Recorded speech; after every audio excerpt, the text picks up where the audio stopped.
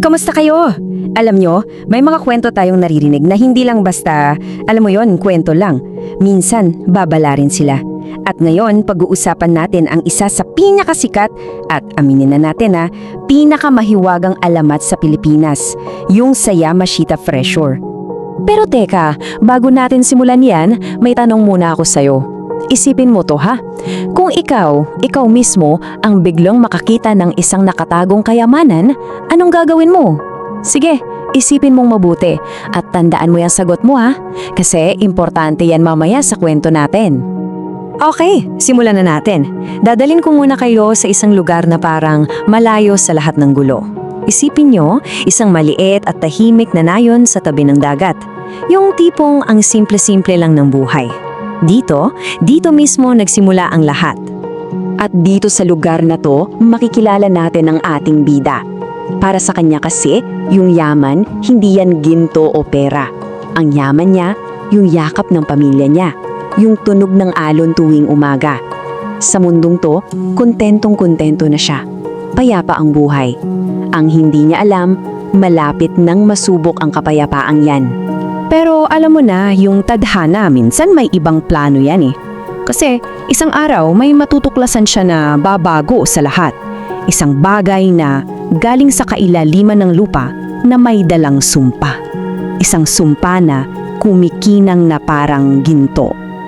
Ayun na nga, sa isa niyang paglalakbay na hindi naman sinasadya, napadpad siya sa isang kuweba na parang kinalimutan na ng panahon. Tapos, sa gitna ng dilim, may nakita siyang kumislap. Isang kislap na parang tumatawag sa kanya. At alam niyo kung ano yon? Hindi lang to basta ginto. Ito yung alamat mismo. Ang nawawalang kayamanan ni Yamashita nasa harapan na niya. Pero eto yung problema. Bawat isang piraso ng gintong yon may kasamang lason. Pero hindi ito yung lason na iinumin mo Ito yung lason na dahan-dahang kumakalat, hindi sa katawan, kundi sa kaluluwa. Ang tawag dito, kasakiman. At grabe, ang bilis ng epekto. Agad-agad niyang naramdaman yung pagbabago sa sarili niya. Yung puso niyang dating payapa, biglang napuno ng kaba, ng pagkabalisa. Yung tiwala niya sa mga tao sa paligid niya, naging pagdududa. Yung ginto na akala niyang biyaya, yun pala ang simula ng pag-iisa niya at pagkasira ng lahat. At dito na ang tunay na laban. Humarap siya sa pinakamabigat niyang kalaban. Hindi ito halimaw o kung anuman. Ang kalaban niya, yung sarili niyang kasakiman. Dahil sa kayamanang yon, napunta siya sa isang madilim na landas na parang wala ng atrasan. At ito, yung nakakalungkot. Dahan-dahan siyang nilamon ng dilim. Unang-una, nagsinungaling siya sa mga kaibigan niya, sa mga taong nagtitiwala sa kanya. Sunod, tinalikuran niya yung pamilya niya. Mas pinili niyang bantayan yung lihim niya kaysa sa pagmamahal nila. Lahat ng nagmalasakit sa kanya, itinaboy niya. Hanggang sa wala nang natira. Siya na lang at yung malamig na ginto sa gitna ng dilim. Lahat ng mga maling desisyon na to, dinala siya sa isang kritikal na sandali. Isa na lang ang pagpipilian. Isang desisyon na hindi lang babago sa kapalaran niya, kundi susukat talaga kung sino na ba siya, kung may natitira pa ba sa dati niyang pagkatao. So, ano kayang pipiliin niya? At eto na, dumating na tayo sa kasukdulan ng kwento. Sa isang banda, nakataya yung buhay ng isang taong mahal na mahal niya. Sa kabila naman, yung kayamanan na unti-unting sumisira sa kanya. Ito na yung huling laban para sa kaluluwa niya. At sa isang iglap, pinili niya yung ginto. Ayan, nakapili na siya. At ngayong tapos na ang pagpili, oras na para harapin ang kabayaran. So, ano na ang nangyari? Ano ang sinapit ng kayamanang mas pinili pa niya kesa sa lahat? Alam nyo, may pangalan yung naging trahedya niya. Ang tawag dyan ay hubris. Ano yon? Ito yung sobrang taas ng tingin mo sa sarili mo. Yung akala mo kaya mong kontrolin ang lahat. Na kaya mong maglaro ng apoy nang hindi ka masusunog. Akala niya, kontrolado niya yung ginto. Pero ang masaklap na katotohanan, yung ginto pala ang kumokontrol sa kanya. So sa huli, ano ba talaga ang napanalunan niya?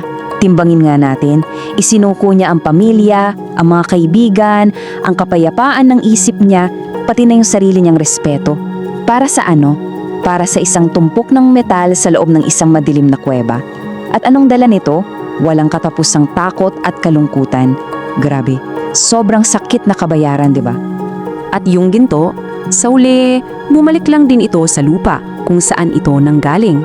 Pero yung sumpa, hindi nawala. Nanatili lang yun doon, tahimik, na nag-aabang sa susunod na sakim na pusong makakahanap sa kanya. Diyan na nga nagtatapos ang kwento ng mangingisda. Pero dito naman magsisimula yung aral para sa ating lahat. Kasi itong alamat na to may itinuturo sa atin tungkol sa kung ano ba talaga ang tunay na kayamanan. At yung aral na yon, napakasimple lang pakinggan pero sobrang lalim ng kahulugan. Ang tunay na yaman, hindi mo yan mahahanap sa ilalim ng lupa. Matatagpuan mo yan sa loob ng puso mo. Ano ba yung mga yon? Yung pamilya? Yung integrity o pagiging tapat? Yung mga tao sa paligid mo, yung komunidad mo? At higit sa lahat, yung kapayapaan ng isip. Ito yung mga kayamanang binitawan ng bida natin. At ito rin, aminin man natin o hindi, yung mga kayamanang hawak na natin, pero madalas nating binabaliwala. Mga bagay na hinding-hindi mabibili ng kahit anong dami ng ginto sa mundo. Kaya ngayon, babalik tayo sa tanong ko kanina.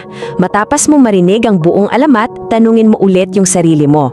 Para sa'yo, ano yung kayamanan na hinding-hindi mo kayang ipagpalit kahit anong mangyari? Sana pagkatapos ng kwentong to, mas naging malinaw na sa'yo ang sagot.